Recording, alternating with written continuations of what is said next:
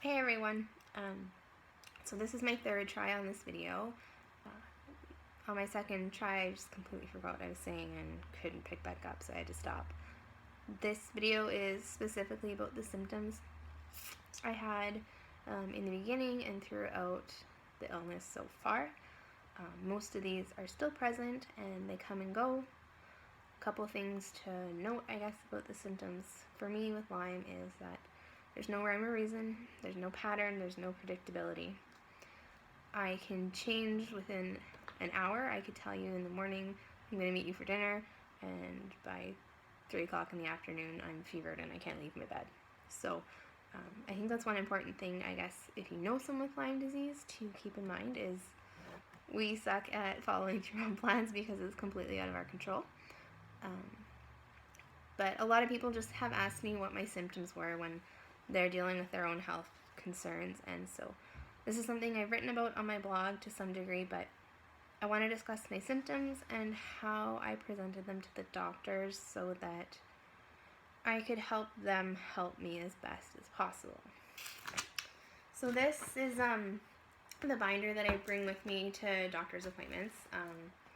This is my non-Lyme specific binder. This is kind of everything up until from spring of 2014 until March of 2016. I apologize, I'm out of breath very easily today, so talking through this is a bit of a struggle. So this is how I presented my information when I went to a doctor's appointment. I categorized everything, tried to make it simple. So I scored everything from 1 to 3, and then I have symptoms, severity, onset, and other notes about them. My best tips for gathering your information to bring it to your doctor are type it, make it as concise as possible, don't write novels, point form, charts, graphs, pictures of anything that's visible, all of these sorts of things. Help them help you. So I know it's hard, believe me. I spend probably the most amount of my time trying to organize and keep binders. Basically, I have another one. I'll show you. This is my Lyme binder. So this is everything from March until now. So March is the 3rd month, we're the 10th. This is 7 months worth of everything. So it's a lot. It's not easy, but it's helpful. I've had many doctors tell me that they wish all patients would come in like this, so help yourself, let them help you. Okay, so symptoms. I guess really quickly a little bit about what I should have noticed and ignored at the very beginning. So my bite was in the spring of 2014. I was given ointment for it, told if I had any flu-like symptoms to come back, and then I was a very busy person. I kind of prided myself on how much I could accomplish in a day, so I basically completely forgot about it, didn't know anything about Lyme disease. And that summer, my friend and I, we always would take our dogs for a walk. We'd go for about an hour almost every day, and I remember complaining to her that year, I never wanted to go. I was tired. I thought maybe we just had a really long winter. We have awful winters where we live, so I just kind of chalked it up to not getting over the winter enough yet. So that was the first thing, and next it was a couple months later we did our yoga teacher training, and we were sitting on the floor for a long time, and my knees started hurting really bad, and I kind of just assumed it was because I was sitting cross-legged all the time. And then within basically the same time frame, I remember saying to her while we were in our teacher training, because our beds were 2 feet apart, that I was getting a sore throat and my glands were swollen. So I apologized because I didn't want to get her sick, but sore throat is something that has come and gone since the beginning for me. So is the knee pain, the fatigue. The fatigue's gotten worse. The first thing that happened that I couldn't explain or make an excuse for was when my left shoulder became affected, and I woke up one morning, just couldn't lift a coffee cup to my mouth anymore. So that was kind of the beginning of it all.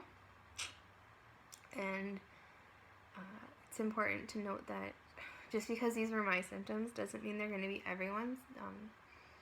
There's over 300 strains of the bacteria that causes Lyme. It's Borrelia.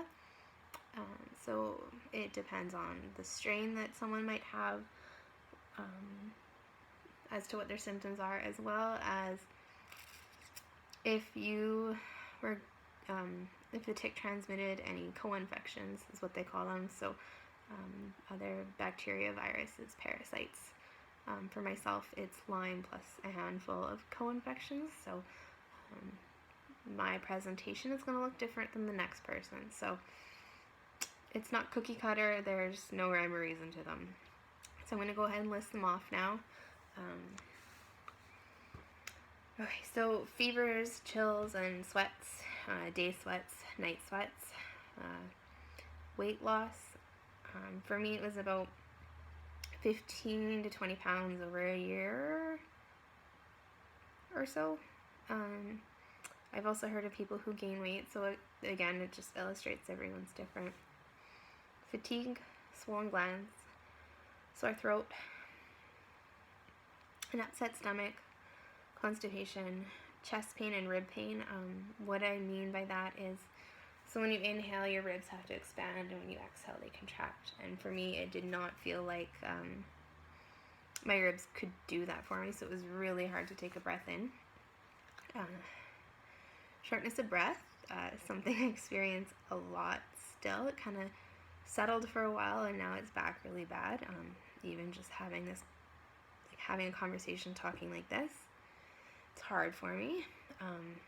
Heart palpitations and heart murmur, not something that really presented itself until a little bit over a year after the bite. Joint pain was one of my earliest, most notable, most disabling symptoms. Still is. Not only would I have joint pain, sometimes you would see redness and swelling around the joint as well.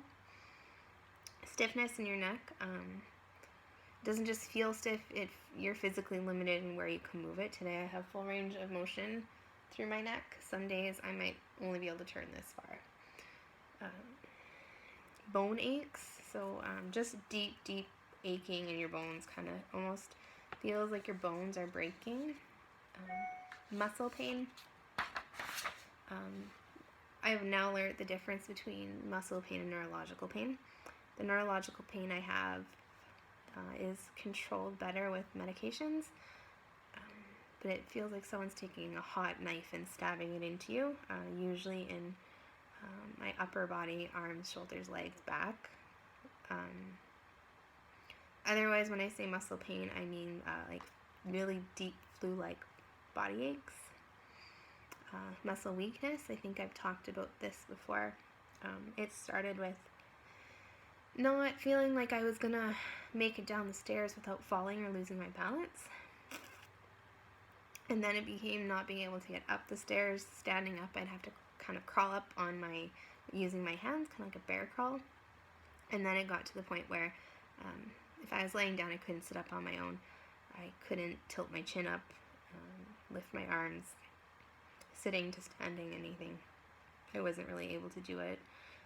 That is something that still happens as well, but it's getting better.